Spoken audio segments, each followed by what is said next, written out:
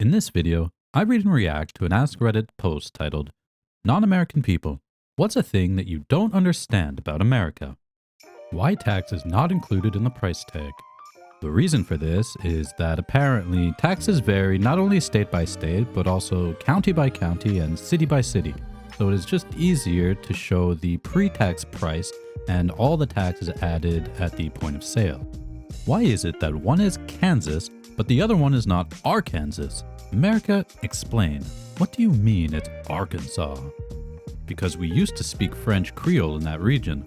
I don't know if that's true, but that's my best guess. Edit. I looked it up and I was correct. Arkansas is the French pronunciation of a Native American tribe. Why do public restrooms include a small opening between the doors that allows passers-by to see you when you're taking a piss? There are a few reasons for this. 1. You need to be able to see who's inside or outside in case it's a dear friend or bitter rival, and you might want to enjoy a toilet dance together or fight to the death. 2. 98% of all toilet pornography is filmed this way.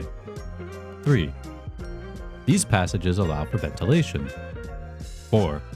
They are made by the lowest bidder and it's cheapest not to close this gap. 5. It's how you tell if they are occupied without knocking. Only one of these answers is probably true. Good luck in your search.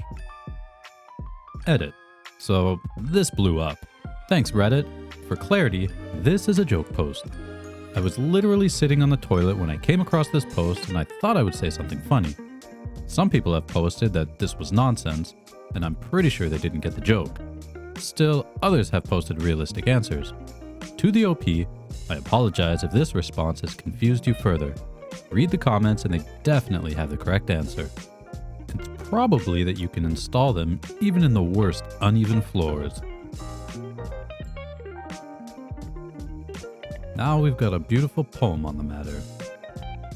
I am the bathroom peeper, I am the one who spies. I am the sneaky creeper, I want to see your thighs. I spend my moments peeping, I spend a day to stare. And while your smell comes seeping, I sniff it up and glare. I am the toilet reaper, I aim to see you pee. I am the bathroom peeper, the gaps are all for me. Next comment. Why such good people as American citizens are governed by such assholes as American politicians. Good people don't want to be politicians. Chicken or the egg? Americans view politicians very poorly, among the lowest of any profession.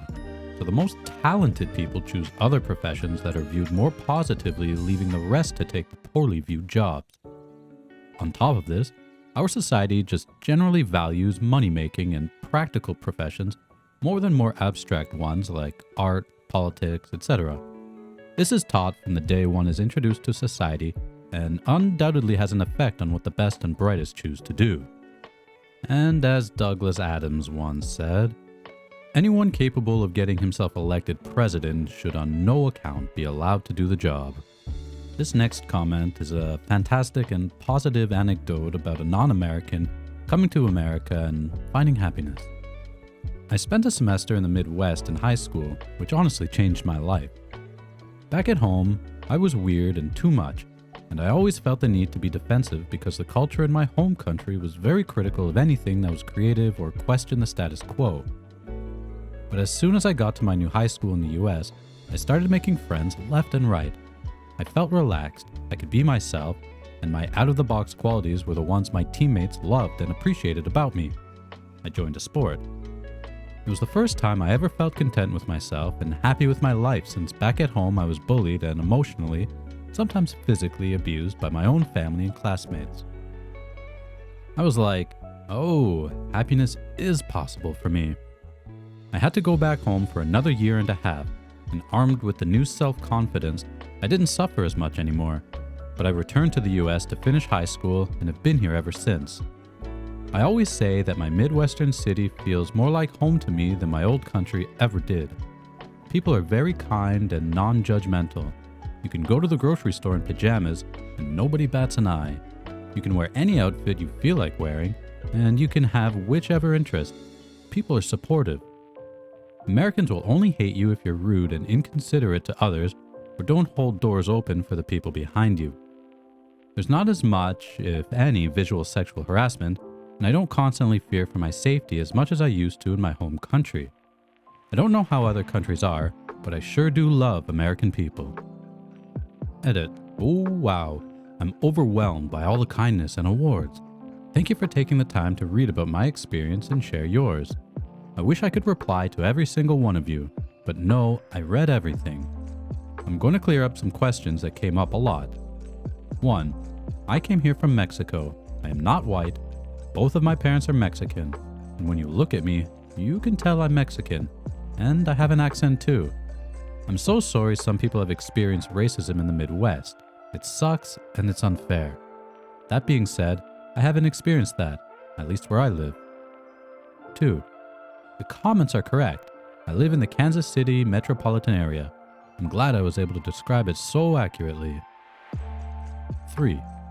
Everyone saying that experiencing other countries makes you appreciate the US more is 100% correct. I still keep in contact with some of my real friends from Mexico, and when we talk about work, I feel guilty about how much money I make here without even having a college degree. To put it into perspective, my friend makes 32 Mexican pesos an hour, which is $1.70 for a customer service call center job.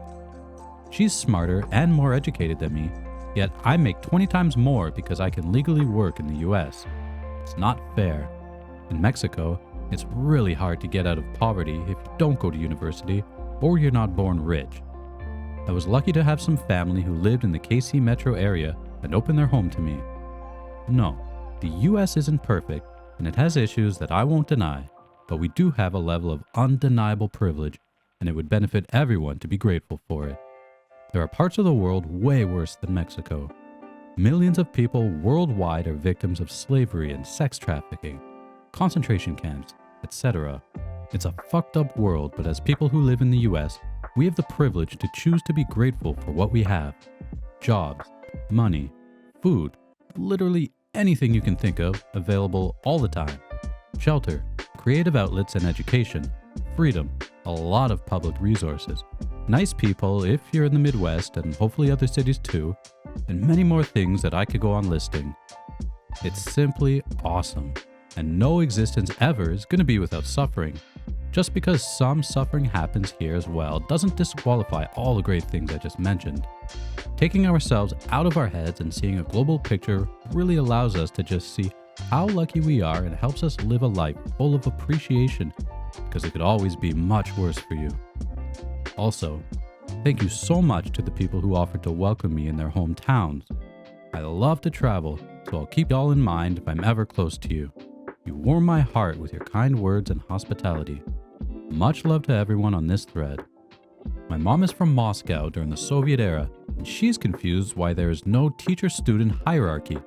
She thinks it's weird when teachers participate in school plays or speak to students informally. She also does not get Pajama Day. To her, it's just the weirdest thing in the world. In Russia, there is an important distinction between clothes for home and clothes for outside. They have a concept of home clothes, like your cozy or ugly ones that you are supposed to change into after school or work. At bedtime, you change out of your home clothes into pajamas. As a result, pajamas, for both adults and children, are considered extra private in Russia. My mom perceives Pajama Day as something extreme, like wearing only undergarments to school. That's how private pajamas are considered to be in Russia. The tipping culture is so foreign to me. I would be so scared to make a mistake or not tip enough if I ever go to America, because it's not something which is common here in Denmark. I'm fed up with the tipping culture. So stupid. Every place has a tip option now.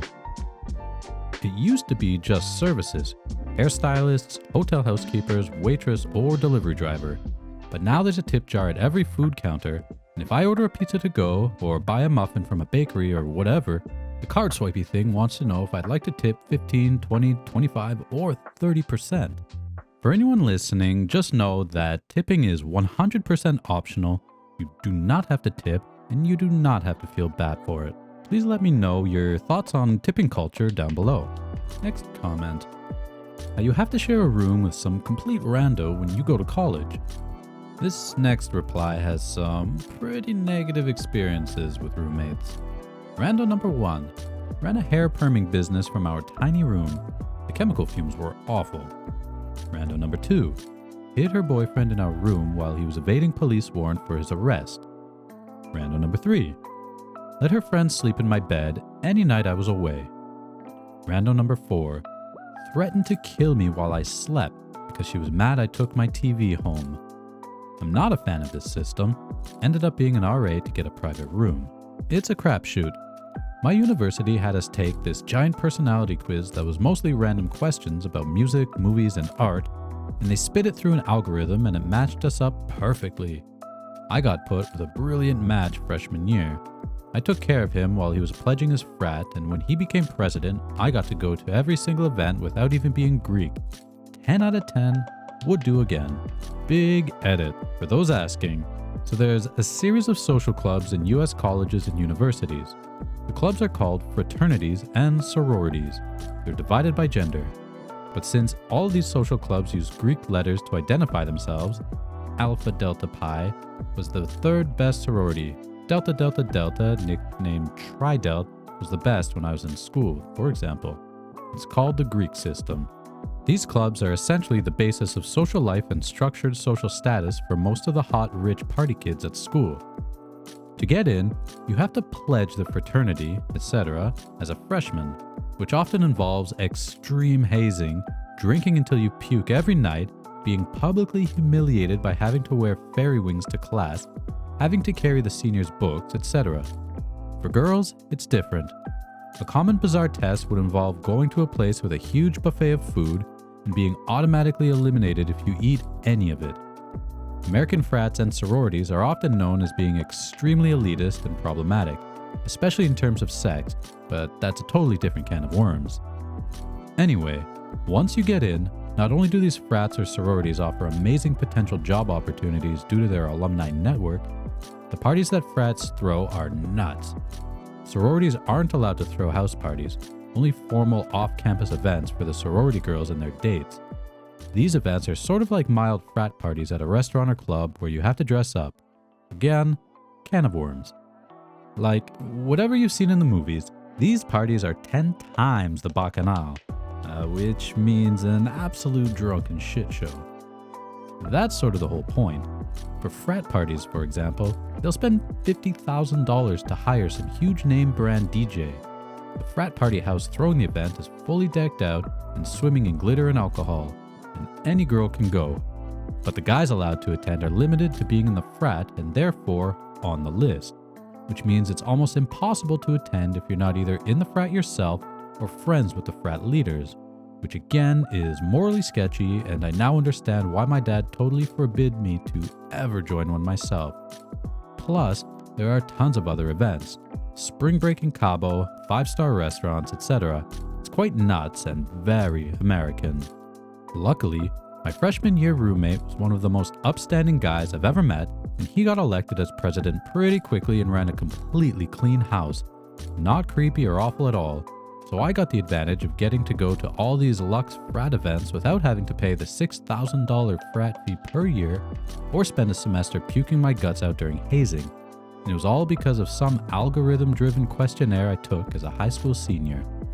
If you have any college roommate stories, please leave them in the comments below. Next comment. I'm English, was born with cerebral palsy. I can walk but with a very noticeable limp.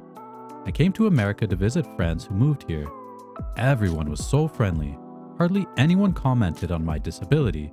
If they did, it was just polite questions, not making fun of me. I loved it here, so much so I've been here for 23 years. For all of America's faults in recent years, the people here are just way more accepting of people in general. Edit. I am truly touched by everyone's kind words and questions. Truly, Reddit can be a great place when we all get along. Next comment. The amount of national parks. My dream came true in 2017 to make an RV trip southwest of USA. Yosemite blew my mind away. The national park system and the ADA are some of the US's greatest accomplishments. Thank you, Theodore Roosevelt. Next comment. The culture of just talking to people. Strangers you don't know and just up and start a conversation with them or join a conversation. I'm British, and we go through great lengths to not talk to people, let alone opening up and pouring our hearts out to a random person. And the last comment for this video. I do not understand why Americans are portrayed to be very racist and discriminating in most news or media around the world. I got to work for a couple of months in DC, and prior to arriving, I was expecting to be racially discriminated against. I'm Asian because of the things I see on the news. I was blown away by just how friendly and accepting the people are in general. Folks would just be striking random conversations with me while I'm crossing the street and wishing me a good day. Even if I spoke with an accent, people didn't mind and just talked to me as if they were speaking to another American.